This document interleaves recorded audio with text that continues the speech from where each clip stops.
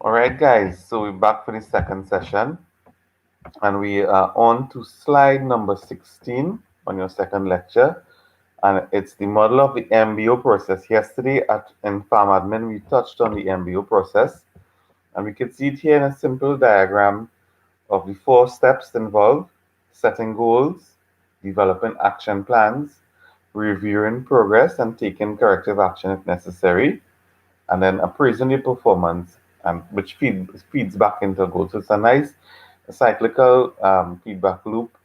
But clearly, you can see in step one the same thing we've said earlier: strategic, tactical, departmental, individual goals, and it must be fed from above.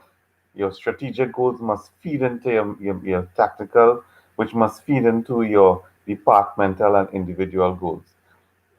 Remember from yesterday, the management by objectives is where both the managers and the workers and the employees, they both sit together and agree on the goals and agree on objectives. And I remember saying just before class ended yesterday that the the the workers are the ones that are going to now look at the goals that have been set by their managers or that have been agreed upon and try to do a little more. So step two now is developing your action plans. Again, blueprint as to how it's done, reviewing the progress right through, appraising your performance, and then going back to setting new goals accordingly. All right. This reviewing of the process is called monitoring and evaluation.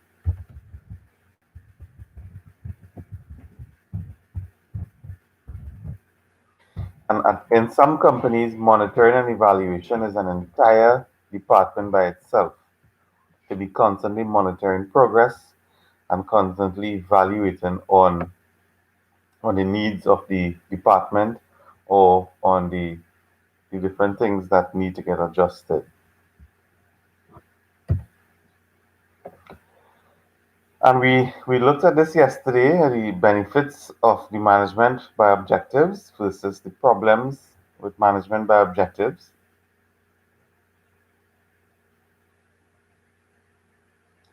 Performance is improved at all levels of the company. Employees are highly motivated when we engage in management by objectives.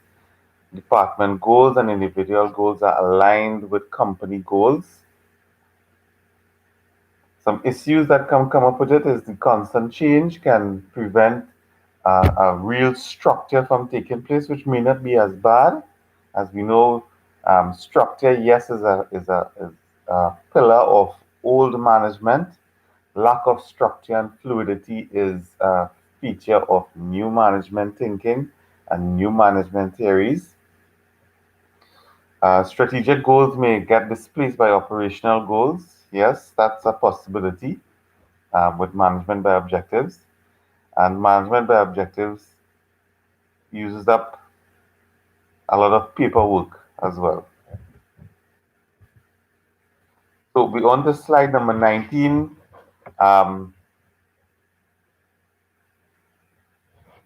Programs and projects. A program is a complex set of objectives and plans required to achieve one important one-time organizational goal.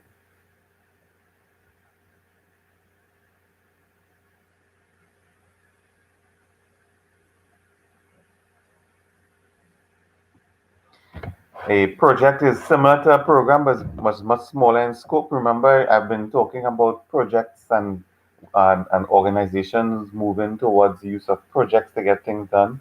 It's smaller in scope. It's sometimes it might seem it's a bit it is easier to manage. Projects are easier to manage because you have within your project a smaller group of persons that can be that are able to function effectively as a high performance team.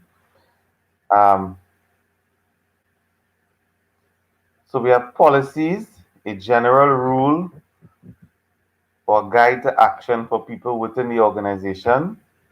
You look at that compared to a rule is a specific action to be performed. Procedures are defined, precise, series of steps to take in achieving a specific job, and your procedures would be part of your. So all of these things can lead to your SOPs. What are your SOPs, guys? What are your SOPs?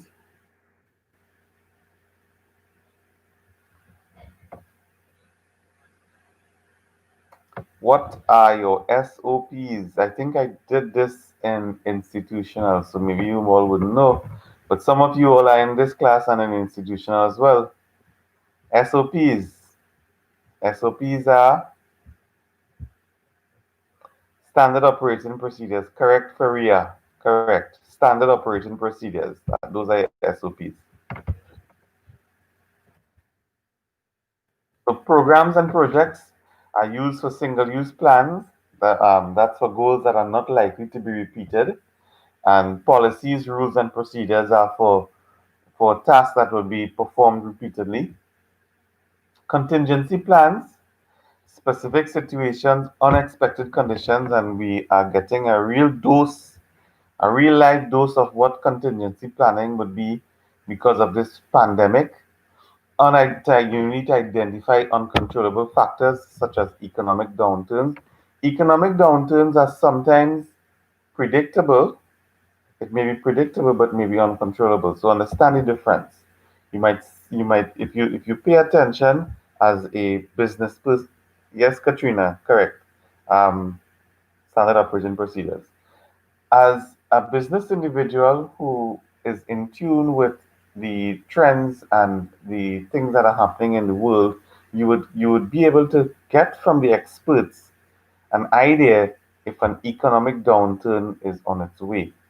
And the reality is that the world operates like that. The world operates like this. So you have a bull market and then you have a bear market. Those are some financial terms that you may or may not get introduced to in pharmacoeconomics with Dr. Maraj, but I'll just throw it out there. So economies are like that. No economy is always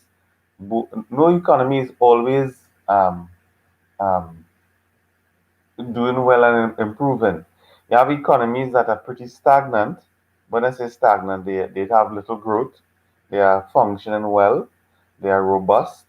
And then you have economies that go up and come down, and then go up again and come down.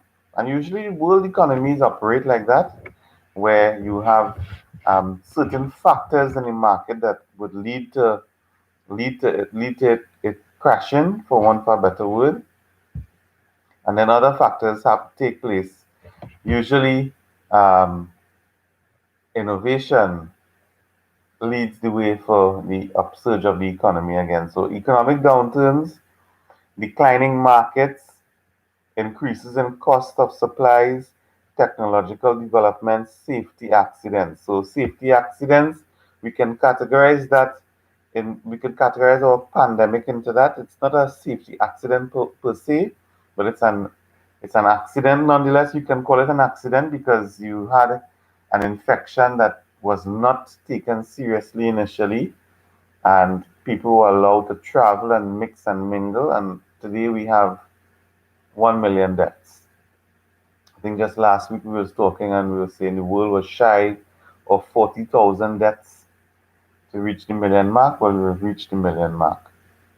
Technological advancements. The simplest example, I could refer to you all as we did it last week. You're looking at storage for your computer, and you're still looking at floppy disk, and you're still looking at CD drives when the world has moved into USB sticks and all of those, and even now more so into the cloud. Right? I should not have mentioned that. I should have asked you all to tell me. Declining markets. You have declining markets, for example. What's an example of a declining market right now because of the pandemic? What's an example of a declining market? Pandemic is happening. There's certain activities that are allowed and certain activities that are not allowed. So as a result, traveling, correct. The traveling industry, thank you, Alexis. The traveling industry is suffering. Tourism based entertainment, correct as well, Korea. Entertainment is suffering because people can't go to the movies. People are somewhat hesitant to go to malls. Although people would love to travel and people would love to go places, even right here within your own country, the beaches are closed. You're not allowed to. If you have to go to a community, you can only go via driving and not come out and stay for any long period because it's not allowed. Right? So good. Those are the examples of declining markets. Economic downturns. Economic downturns happen when your main revenue stream is starting to get affected. For example, in our country, our main revenue stream is the party industry, Leandra. Yes, actually, yes, that's an important one as well. Nobody's going clubbing. Nobody's going to bars. Nobody's having house parties. Large house parties with lots of strangers and guests. You know, these things are these event companies, companies that do event planning, weddings, etc. It's starting to have a real impact on these industries. Not it's starting, it has. All right. And I was asking a question. So economic downturn is when your major source of revenue for your organization is being affected. What is a major source of revenue for our country? Tell me what is a major source of revenue for our country. Tourism, no carnival. Yeah. Or to your answer, Alexis, tourism, oil and gas. Oil and gas, yes. Oil and gas, natural gas, yes. Yes. So our country's revenue revenue sources are oil and gas, and coming up very closely to our oil and gas is its manufacturing sector. Believe it or not, we have a very robust manufacturing sector down here. And if you do to give it a thought, you'd be surprised to know the amount of things that we have manufacturing here in Trinidad, which still is it's not enough to make us to be a real global competitor, but we are certainly a regional competitor and on a global scale a small competitor as well. So when we have prices of our oil and natural gas going down, therefore our revenue streams are going to be affected. And therefore the companies that rely on oil and gas, which is the government, of course, with their royalties, and as well as other local companies that provide services to the oil and gas industry, they are now going to feel the effect. So that's how you get an economic downturn, by the effect of one thing, one major thing on your revenue stream can cause an economic downturn in the country, and of course, force you to take contingency plans. Forecasting, forecasting, forecasting. Try your best, guys and gals, to forecast what can happen with the effect of this ongoing pandemic. I'm hoping that it teaches all of us lessons on expecting the unexpected and doing your best to plan and forecast for it. Look at trends, discontinuities, and imagining possible alternative futures to build a framework within which unexpected future events can be managed. This is this is as fundamental as you can get. We are we are living through some unprecedented times, and as managers, you need to be forced to rehearse mentally what would you do if your best laid plans were to collapse. All right. So I've been saying this from the beginning. Sometimes our best laid plans collapse. So what do we do? Do we throw our hands in the air and just cry? No, we have to plan. It does not mean that we should not be planning. We need to continuously plan, but we should also plan on contingencies. If it is something doesn't work out the way you want it to work out, what are we going to do? And we touching on crisis management here. We did some crisis management in farm admin. Um, the principles remain the same. Prevention, building trust with your key stakeholders, open communication, preparation, designate a crisis management team and a crisis management spokesperson, have a crisis management plan, establish an effective communication system. Now you see communication coming in there twice. Again, please remind me. Communication, I did this yesterday. Communication is two things. Communication is two things. What are these two things?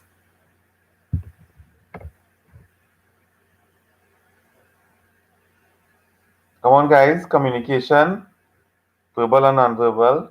And how is it weighted? How is it weighted? Yes, Geeta. Yes, Faria. Yes, Karishma. How is it weighted?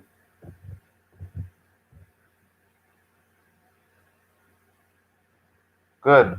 Right. Good. 70, 37, 30, 70. 30, 70. Right. Good, good, good. You all are paying attention. Containment, the aftermath, managing people and the emotional responses. This emotional response we're talking about is what? The emotional response that we're talking about here is what? What is it also called?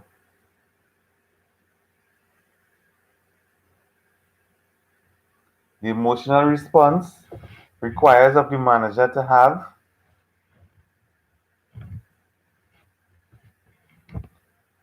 It requires the manager to have empathy. Yes, precious empathy, and we call it something. Having empathy is called. You're correct, precious, but I want to get the management term. Emotional intelligence, Leandro. Yes. Emotional intelligence. Good. Good. So crisis management planning. Um, can you all think of some things that can cause that yes, precious emotional intelligence. Um, Crisis management planning. In what examples can you think of as an organization, as a small business, would you require crisis management planning?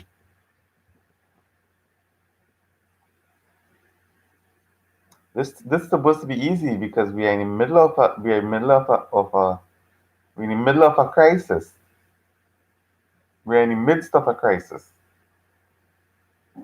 What can be a scenario that can come up that would lead you to have to now engage in crisis management?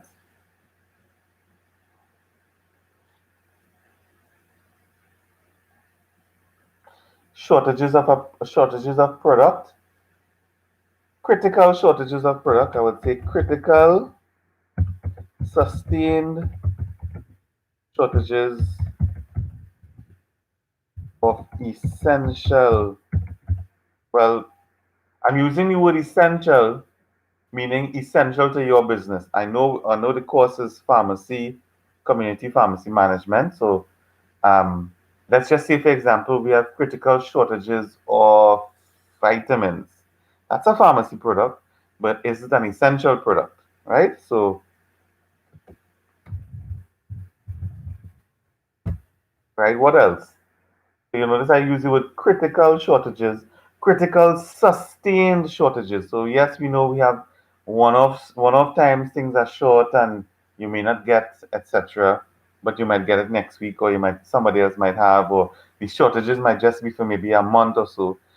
Sustain would mean for several months, almost a year, you simply are not getting supplies of critical products. That's an example, Alexis. I'm looking for another one.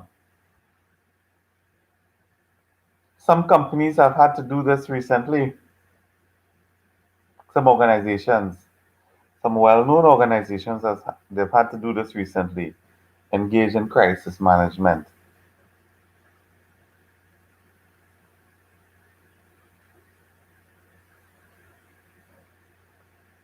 Loss of major profits. Loss of major profits. Let me treat with Brittany's question. Loss of major profits. Is that a crisis? Is that a crisis? Is that a crisis? Does it, Brittany, the loss of major profits can become a crisis if it's large enough to affect your operations. So we all know that companies every year financially declare profit and loss. So you have a major loss of profit. How major is it? Is it that it's going to now affect your ability to operate? And if that is the case, then yes. So loss of major profits that forces your company to now become solvent, to force your company to cease to operate, then yes. If it's just a simple loss of profit, as in, know, we lost some profit in the first quarter, and but we have reserves that can help propel us back onto to good footing, then that can be considered. But it has to be one that is major that can now immediately threaten the operations of the company. Right? I hope you understand, Brittany. Precious. Firing of workers in order to yes, Precious and Alexis, yes. Having um, to we used the term yesterday, downsize, having to downsize employees just to be able to maintain operations so that you can have to cut your salary cost, right? Alexis would be saying, which would be, which could lead to a delay in operation. Like Alexis, Alexis, you're talking about the shortages of product, right? Or you're talking about firing of staff? Tell me which one. I'm still waiting on another answer. I'm still waiting on another answer. Firing of staff can lead to delay in operation, less manpower, right? But remember, as a responsible organization, if you have to let go of your staff and you have to downsize, it must be done that you can still operate. Because if it is you are letting staff go that now affects your operation, then that may not have been a well thought out plan. You following me? So if you are saying that your you are not getting the amount of orders that you normally get. So from having 10 persons on the operation team, you can drop it to 5. If you, for some reason, decide to drop that from 10 to 2, and you now no longer are able to use 2 persons to create your product to sell, then that was a bad plan. Understand, Alexis? So we call it firing of staff or downsizing, but it must be done that your operations can still be maintained to allow you to get yourself back up on your feet. All right, good.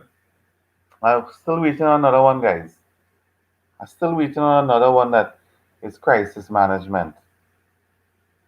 Some companies have had to do it within recent times. A major wholesale company that has nice strategic locations throughout the country. They've had to do it recently. Kavita P. Ramsar. Touchy subject. Um, yes. So, yes, that's an example. Yes. I didn't think of that one, but yes, the Ramsaran dairy product issue was something that required crisis management in order for them to save their brand. Close. Which one, Leandra? Who are you talking about, Leandra? Biana, welcome to the discussion. E-commerce. Tell me what you mean by e-commerce. Um, and Leandra, tell me which stores are you talking about? So let me continue answering Kavita P's suggestion. So yes, so that's an example of where you had a crisis as a result of an employee and a high-ranking employee as well, where they, they, they, they, they, they say the wrong things, they have the wrong position, and they make it public. You now have to engage in crisis management in order to save your brand. In order to save your brand, you must engage in crisis management, and you must do the things to let your public know that you have done these things in an effort to correct your mistake, in an effort to fix the problem. So people want to see that you have fixed the problem. Okay? So Kavita P, yes, I would accept that. That's a good one. That's fine. Leandra, who are you talking about? Leandra. Biana. E-commerce, online shopping. E-commerce on in the context of what? What e-commerce and online shopping crisis management you're referring to, Biana?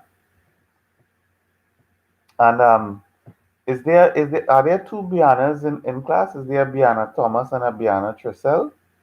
Or is it the same person? Let's confirm that for me, Anna. Because I remember Biana Thomas in the last class. Jahil, restaurateurs. Yes, well, of course they had to. Leandra, oh, same person. All right, okay, okay, Biana. Right. So Leandra was saying close down some stores. Kavita P is trying to answer and saying many retail stores who had to close down had to resort to on. Okay, okay. Okay, I understand what you're saying. So let's just say, for example, a closed store. A closed store had to perhaps close down their physical location because they're not getting customers to come. The mall is closed. People are averse to coming out to doing that type of shopping. So now, physically, you're closing down your brick and mortar store, but now you create an online store, an online platform to still create the sales. So yes, um, that wouldn't be a crisis management issue. I would more want to refer that to an adaptation of an adaptation to the mode of sale. So it's yes, it's a threat. Yes, I'm appreciating that if you can't have your stores open, you're not going to generate the kind of income that you're accustomed to. But by by now creating an online platform and by trying your best to reach out to your customers online and on social media or using technology by having delivery, etc. So yes, um, so it's not necessarily a real crisis. Um, Leandra, you can't recall what stores that were closed down. So closed down. Well, at most likely would be closed stores, some of the food shops as well. Not locally, but further. Yes. Well, even before the pandemic, guys and gals, even before pandemic, it was a very customary thing in the states and for those large international companies to close down their stores during periods of um, um, shrinkage of the economy and when they need to re-engineer. So remember the cost of operating a particular those large big box stores are pretty high.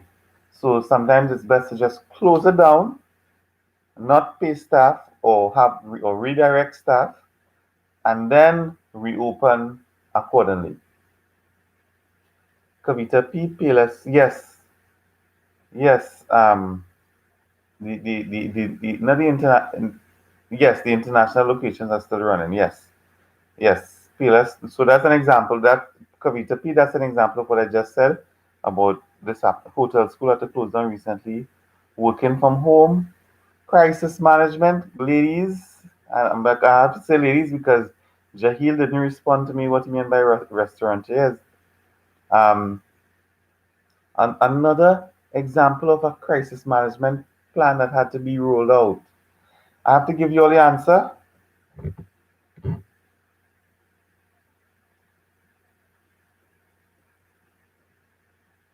I really have to give you all the answer. Hint, Alexis. I meant, Jamil is saying I meant during COVID lockdown, some KFC locations were closed. Yes, but was it a crisis? Was it a crisis? Would you consider a few of the locations closed a crisis? Remember, there were other locations. There's delivery, all of those things. Now we have online ordering of KFC. The only hint I'm going to give you all is it's a company that's they have one, two, three, four locations in our country. J. Malone's, they had to close down. Yes, yes, yes, Jahil. They had to close down. So, yes, so I would accept that those restaurants that had to close down,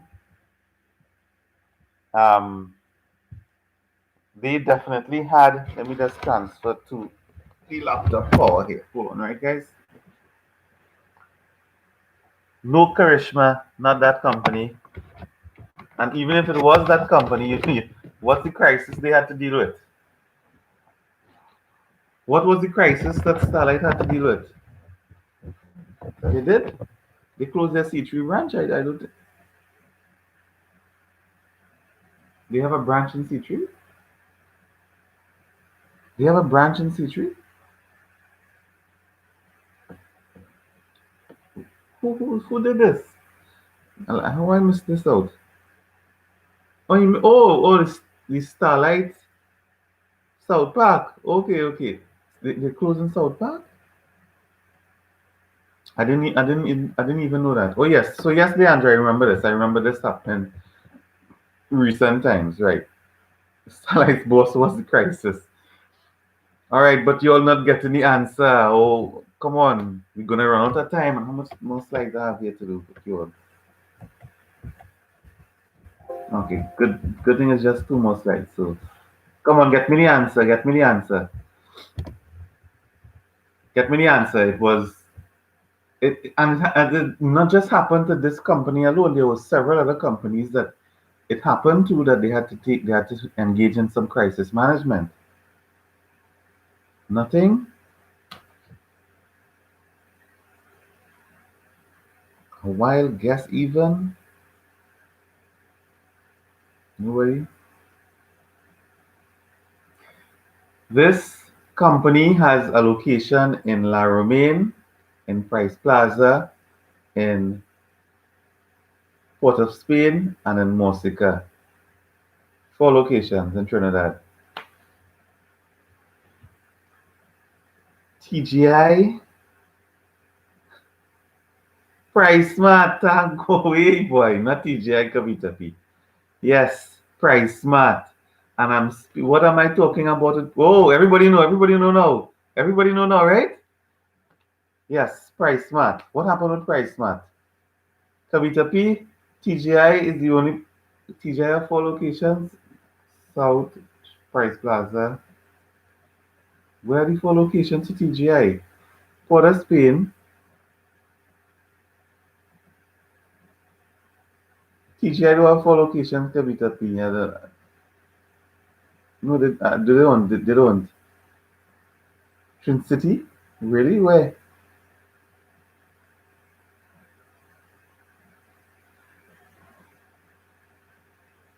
Jahil, where that come out from? Reducing the amount of an item that could be purchased so that they wouldn't run out. Where did that come from? Panic buy. Okay. All right. Hold on. Panic buying. No, Gita. That's not what I'm talking about. Um, Alexis. Yeah, they made a new plaza. I didn't know. I didn't know. I haven't been up on that side. Okay, I didn't know. Thanks, Alexis. Thanks, Kavita P. I didn't know. Come on. What about price mat?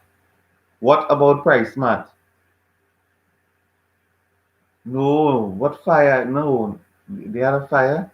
And even, oh, yes, they did have a fire, right? No, but that's not what I'm talking about. Guys, we are in a I shouldn't have to say this,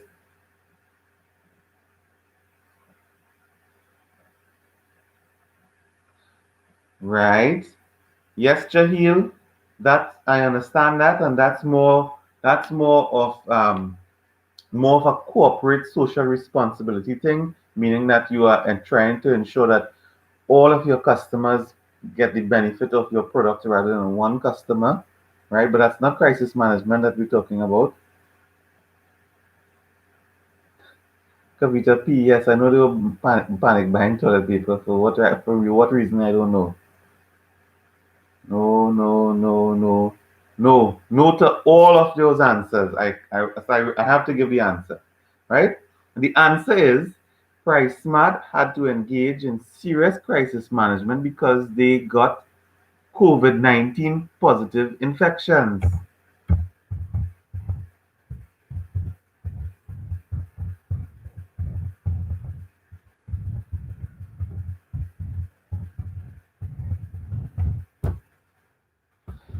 All that typing and nothing went through.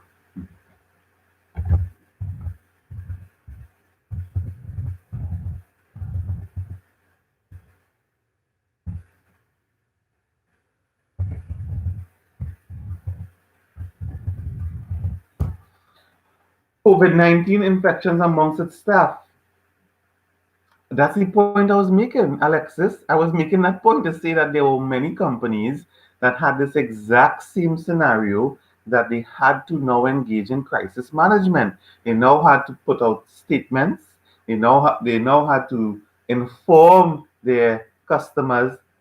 But who said anything about closing? And nobody said anything about closing. Yes, they had to close. Some of them had to close. They had to close to sanitize. You all weren't following me. I asked the question, what was an example of crisis management that had to get done by several local companies? And I just chose PriceSmart as an easy one for you all, but clearly it wasn't easy. Um, they had now to do some damage control, not in the sense that there was damage control with a customer, but they had now to restore confidence in their customers because there were several of their staff members who COVID-19 positive in several of their stores. So they now had to engage in a serious crisis management rollout to ensure that the customers were reassured that their shopping spaces were safe and they had taken steps to mitigate, reduce, and eliminate any possibility of their members or their customers getting infected.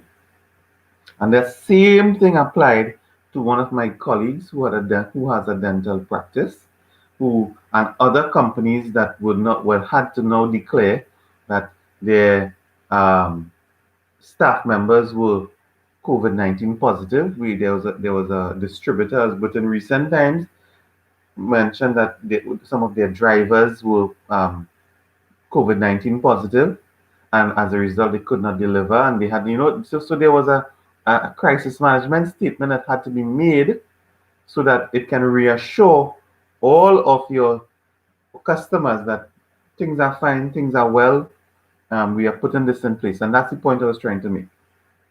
All right. So, crisis management is important. It's necessary. Getting your spokesperson, getting your plan, having an effective communication system, dealing with the aftermath of managing people and their emotions. Open communication and build a trusting relationship with your key stakeholders. And who are your most important stakeholder in a business? Your most important stakeholder is your customer. Okay? Get that to sink in. And remember, your most important stakeholder is your customer, and you must have open and honest communication. So moving on to the last two slides, planning for performance. Sometimes you have centralized planning, and then you have decentralized planning. Decentralized planning, high performance managers that work with planning experts develop their own goals. What does this sound like? High performance managers, high performance managers developing their own goals. Remember, I said high performance teams have individuals that don't require supervision. This is the direction I would like you all to go. Um, right, then we have the traditional planning, centralized planning, where um, the CEO of the organization, the general manager of the organization, the managing director of the organization, they're the ones who lead the planning process. They sit with the executive team, they sit with their middle management team, and they go about planning. Planning in the workplace. Planning comes alive when all employees are involved in setting goals and determining the means to reach them. And that is management by objectives 101.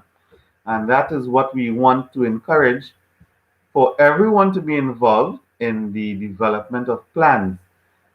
Having a strong mission and vision statement is always good. I said that from the beginning of class today. That is where everything feeds in from. And I think Katrina had some good information that we discussed here during the break time, where she was asking um, about, the statement of having best highest quality products. Is that really a mission statement? Because it sounds subjective. And I explained that by saying highest quality statement or best quality care would give a presumption to the person who's reading it that you have been compared to a particular standard, and you are being measured by a particular standard. And as a result of that, then yes, it can be part of your mission statement to use words like best, which would mean best in class, or highest quality, which would mean that you are being compared to a standard. Establish a culture that encourages lifelong learning, embrace an event-driven planning, and utilize temporary task forces. Temporary task forces are, for example, project teams. Utilizing project teams to get the job done, because sometimes you might have to pull out the high performers from each department and create them into a team and put them into a task force to get certain things done. Planning starts and stops at the top, right? Planning starts at the top, it goes down to your operational level, and it stops at the top as well. Planning comes alive when all employees are involved in setting the goals. All right. So I that's it for today's lecture. I invite any questions, any queries.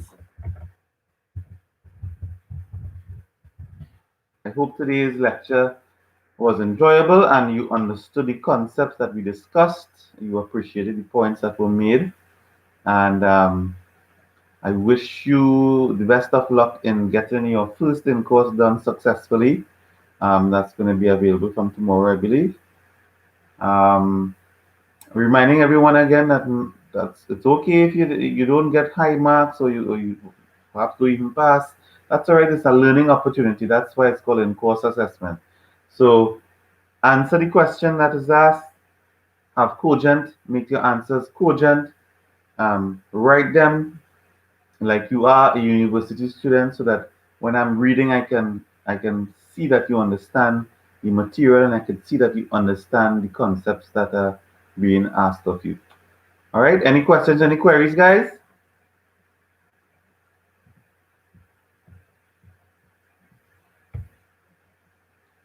No questions. No queries. Well, I have institutional next, and I'm going to start institutional at 10:15. So let me send that out to them now while I wait on your questions.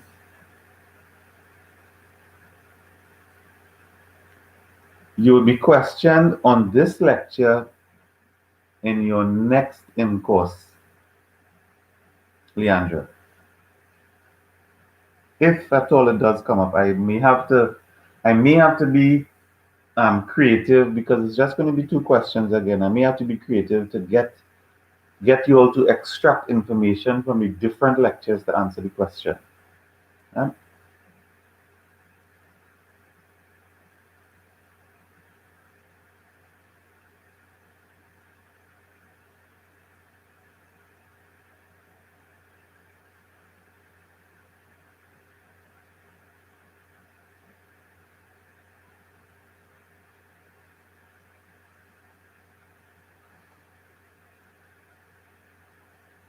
Any questions, queries? That's it.